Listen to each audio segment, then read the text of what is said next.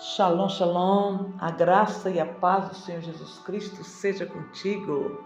Pastora Laviane passando para trazer mais uma porção das Escrituras para que nós possamos meditar nesta palavra que é viva, poderosa e eficaz.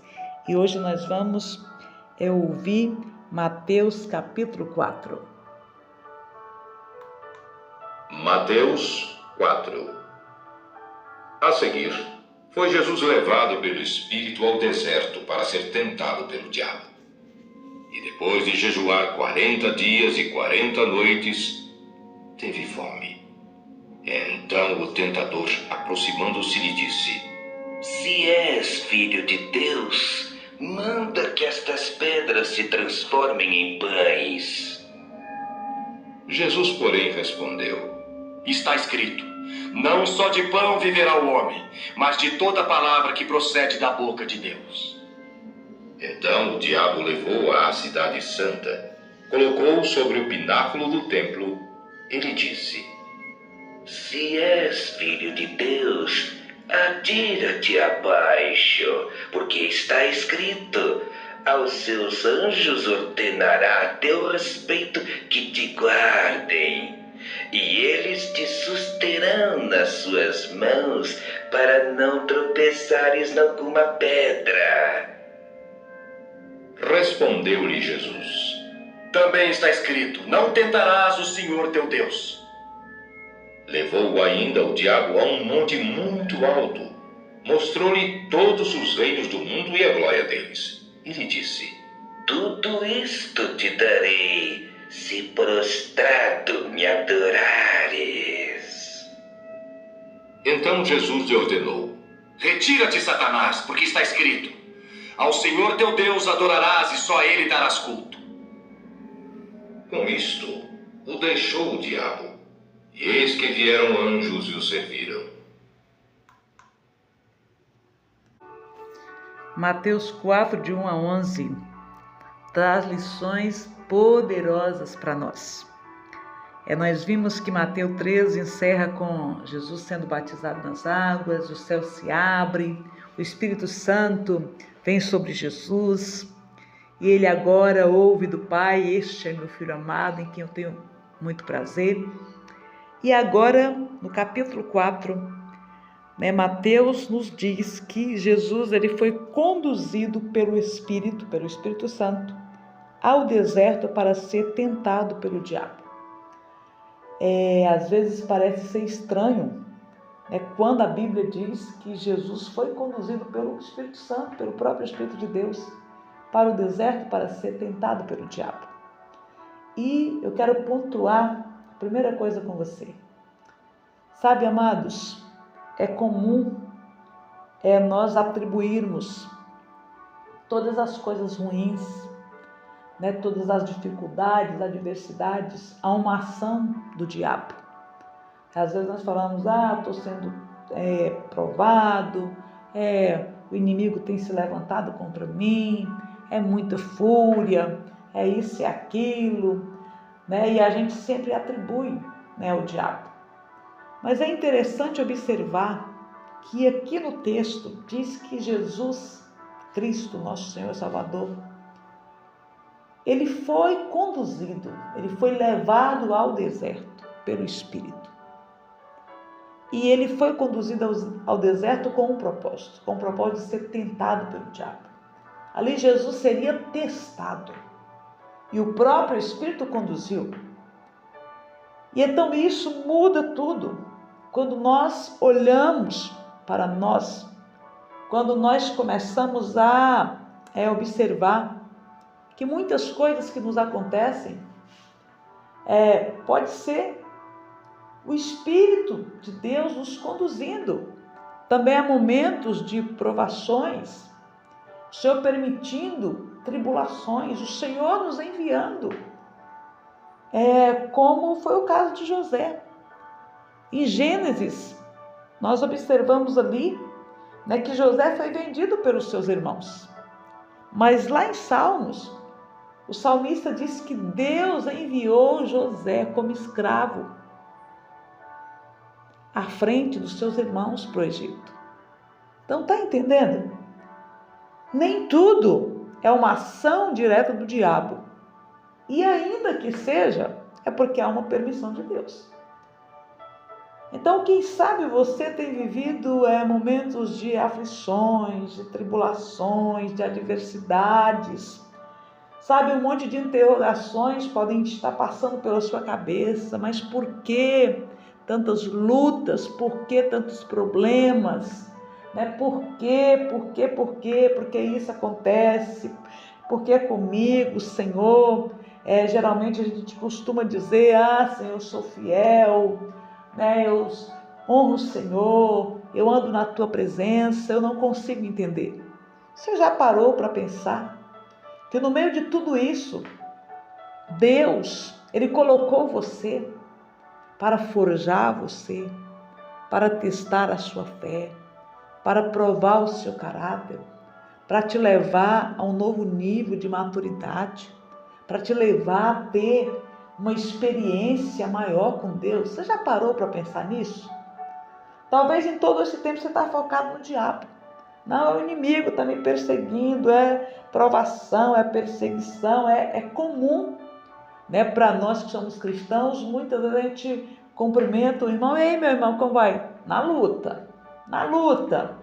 Ou seja, mas a gente precisa começar a pensar que de repente esta luta que eu estou vivendo, que esta batalha que eu estou enfrentando, é algo que o próprio Deus, pelo seu Espírito, me conduziu para que eu possa amadurecer, para que eu possa crescer espiritualmente, para que eu possa ter experiências com Deus.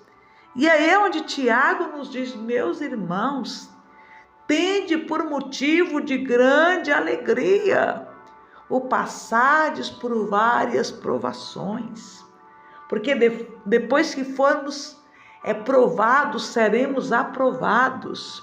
Eu quero desafiar você a olhar para a situação que você está vivendo hoje, para a situação desconfortável, para aquela situação que está lhe inquietando, que está lhe incomodando, que talvez esteja trazendo aflição, talvez esteja trazendo dor, sofrimento. Mas, ou seja, olhe pela ótica de Deus. Se Deus está permitindo, se não cai nenhuma folha sem a permissão de Deus, se nenhum fio de cabelo da nossa cabeça cai, a não ser que o Senhor permita, ao invés de você focar no diabo, foque em Deus. Ao invés de você se achar um coitadinho, achar que você está sofrendo demais, comece a perguntar para Deus, Deus, o que o Senhor quer trabalhar na minha vida? Senhor, o que o Senhor quer me ensinar? Qual é a lição? Qual é o aprendizado? Qual é a área da minha vida que eu preciso ser moldada? Que eu preciso ser moldado? Que eu preciso ser transformado? Senhor, me dá entendimento, abre o meu entendimento. Sabe, irmãos, nós precisamos entender que nós estamos numa caminhada com Deus. E esta caminhada com Deus é uma caminhada de transformação. O Senhor disse a Abraão, em Gênesis 17, Abraão, anda na minha presença e ser perfeito. Ou seja, o Senhor estava dizendo, se você andar na minha presença, você vai ser aperfeiçoado. Então nós seremos lapidados, nós seremos testados, nós seremos, como diz, provados, para que a cada dia nós possamos ser aperfeiçoados e nos tornar mais parecidos com Deus. Sabe quantas vezes nós estamos incomodados porque há algo na nossa casa? Às vezes algo com o esposo, com a esposa, com os filhos. Às vezes aquele conflito familiar te aflige. E às vezes você está orando e lutando para que Deus mude.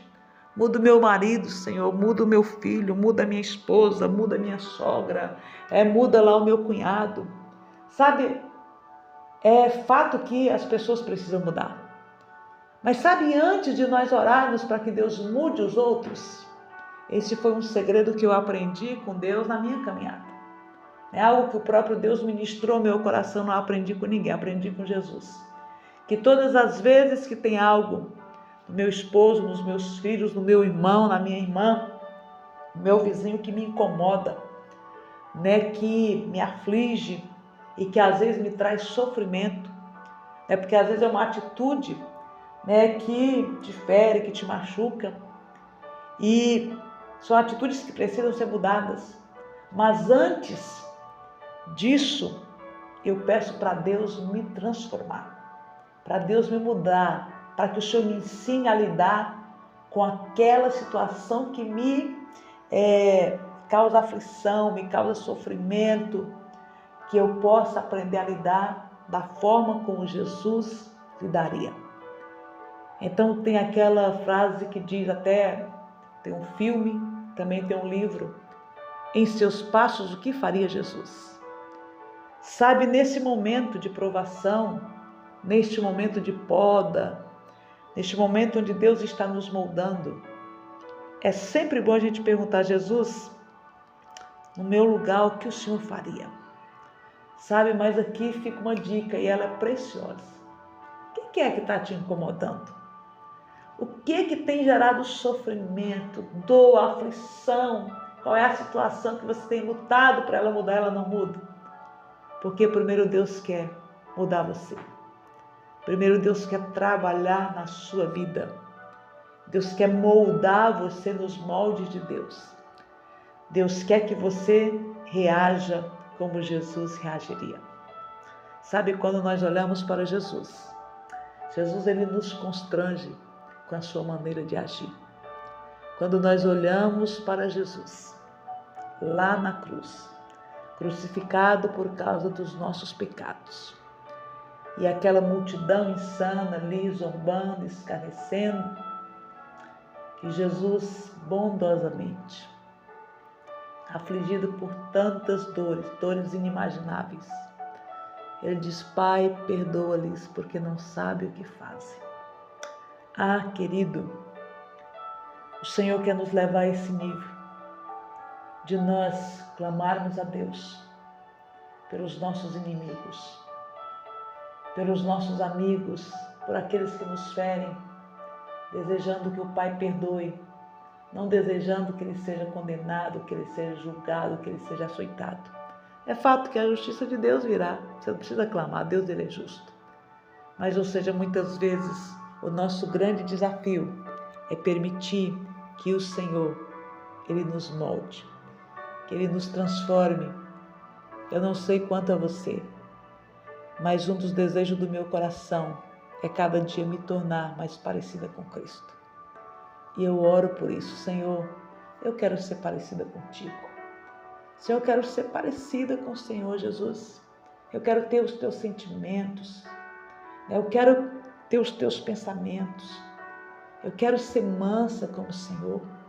Eu quero ser benigna. Senhor, me ajuda, me transforma. E eu costumo dizer que muitas vezes nós não temos noção do que Deus tem que fazer para responder às nossas orações. Então, esta oração de você chegar para Deus e falar, Senhor, eis-me aqui. Senhor, me transforma. Me muda, Senhor. Me molda, eu quero ter o teu caráter. Eu quero ser a sua imagem. Eu quero ser a sua semelhança. Eu não quero apenas me auto-intitular cristão, mas eu quero que o mundo olhe para mim, né, e veja quem realmente eu sou. Sabe, isso também é algo profundo. Já vi que Mateus 4 vai dar muita reflexão aqui para nós. Sabe, quando os discípulos eles foram chamados de cristão pela primeira vez, né, foi em Antioquia. Ou seja, eles não se auto-intitularam cristãos.